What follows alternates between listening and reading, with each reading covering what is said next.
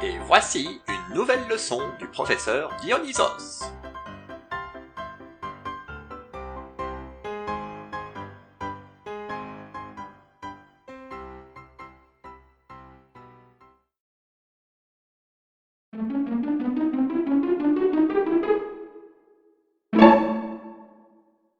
Je vais vous raconter l'histoire d'une théière. Oh, pas une théière comme les autres, il s'agit de la théière de Russell. Ça ne vous dit rien? Pourtant, c'est sans doute la théière la plus célèbre dans le monde scientifique. Et pourtant, je ne peux pas vous certifier qu'elle existe. Reprenons depuis le début. Bertrand Arthur William Russell, né au pays de Galles en 1872, est probablement l'un des plus grands esprits du XXe siècle. Physicien, mathématicien, logicien, philosophe, épistémologue, rien ne lui échappait. Et étant donné qu'il a vécu presque 100 ans, sa vie, son œuvre et son parcours vaudraient plusieurs vidéos à eux tout seuls. Mais dans celle-ci, nous n'allons nous intéresser qu'à sa théière, même si, encore une fois, rien ne permet de certifier son existence. La fameuse théière de Russell a été évoquée pour la première fois en 1952, dans un article de l'Illustrated Magazine, qui ne fut finalement jamais publié. Bertrand Russell y déclarait littéralement « Si je suggérais qu'entre la Terre et Mars se trouve une théière de porcelaine en orbite elliptique autour du Soleil, personne ne serait capable de réfuter mes dires pour peu que j'aie pris la précaution de préciser que la théière est trop petite pour être détectée par nos plus puissants télescopes.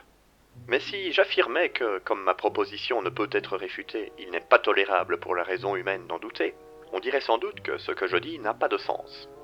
Cependant, si l'existence de cette théière était décrite dans les livres anciens, enseignée comme une vérité sacrée tous les dimanches et inculquée aux enfants à l'école, alors toute hésitation à croire en son existence deviendrait un signe d'excentricité et vaudrait aux sceptiques les soins d'un psychiatre à une époque éclairée ou de l'inquisiteur en des temps plus anciens.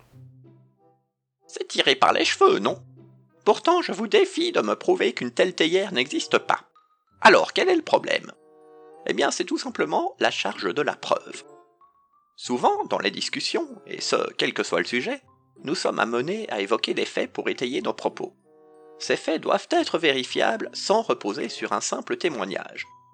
Si je vous dis qu'en faisant une randonnée seul dans les volcans d'Auvergne, j'ai été contacté par des extraterrestres pour transmettre un message à l'humanité, vous allez très probablement être sceptique et vous aurez raison de l'être. Votre réaction sera alors normalement de demander des preuves de ce que j'avance. Et j'aurais beau diriger une secte, écrire des livres et avoir des dizaines de milliers de crédules à mes pieds, tout en ramassant pas mal de pognon au passage, ça ne suffira pas à prouver que j'ai raison. Mais vous-même, pouvez-vous prouver que j'ai tort? Non. Mais en fait, ce n'est pas très important puisque ce n'est pas vous qui avez la charge de la preuve. Nous y voilà. C'est à celui qui évoque un état de fait, quel qu'il soit, d'apporter des éléments concrets pour prouver ses dires. Et ce n'est en aucun cas à celui qui en doute de prouver quoi que ce soit. Et ça, c'est valable quelle que soit l'histoire. Une rencontre extraterrestre, un complot mondial pour diriger le monde, une élection truquée, une mission spatiale tournée en fait en studio, un attentat orchestré par les autorités, ou encore un médicament miracle qui pourrait mettre fin à une pandémie. Le point commun entre tous ces scénarios, c'est qu'ils ne tiennent pas la route quand on les met à l'épreuve des faits. Pas de preuves, pas de raison de croire. Pouvez-vous prouver qu'il n'existe aucune théière qui gravite autour du Soleil, quelque part entre l'orbite de la Terre et celle de Mars? Non. Mais ça n'a aucune importance, puisque ce sera à celui qui prétend qu'une telle théière existe de prouver ses dires. Et si l'on remplace la théière par quoi que ce soit d'autre, la règle reste la même. Sur ce, n'oubliez pas de vous déguiser en pirate, de manger des pâtes à chaque vendredi, ni d'adresser vos prières au monstre en spaghetti volant. Puisse son appendice nouillesque vous toucher.